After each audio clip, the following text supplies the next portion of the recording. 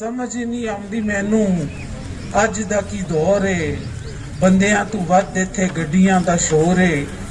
वड्डे वड्डे घर इत्थे विचों खाली पे ने, घर विच लभदे नहीं बंदे, पर किथे गए ने।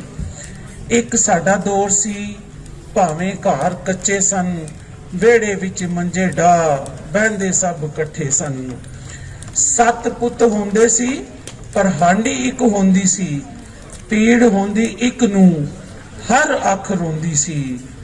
अज इत्थे बन गए जो रोड सारे पक्के ने, फिर भी पैंदे इत्थे सारियां नूं धक्के ने। खाण वाली शै केड़ी चज दी ए लभदी, बीमारियां ने ऐसियां तौबा करो रब दी। एक साडा दौर सी, टांगे दी सवारी सी, खालिस हर शै सी ते एक अद्धी बीमारी सी। खुली डुली थां सी, हवा सी कोई चलदी, सब कुछ घाड़दा सी, भुख केड़ी गल दी।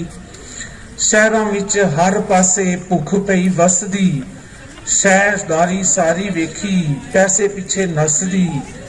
किसे कोल बहन दा भी टाइम नहीं, हर बंदा अपनी वक्ती आकड़ उत्ते कायम है।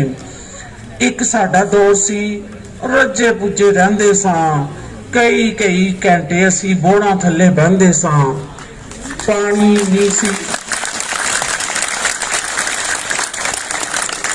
पानी नहीं सी खूनां विच, सच्चा हर खून सी। शुक्र है खुदा दा उदों हुंदा नहीं फोन सी।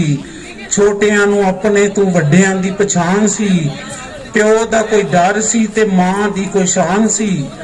हुण जगमग ऐनी है कि रात दिन लगदी, ऐसे लई शहरियां दी अख दिने लगदी।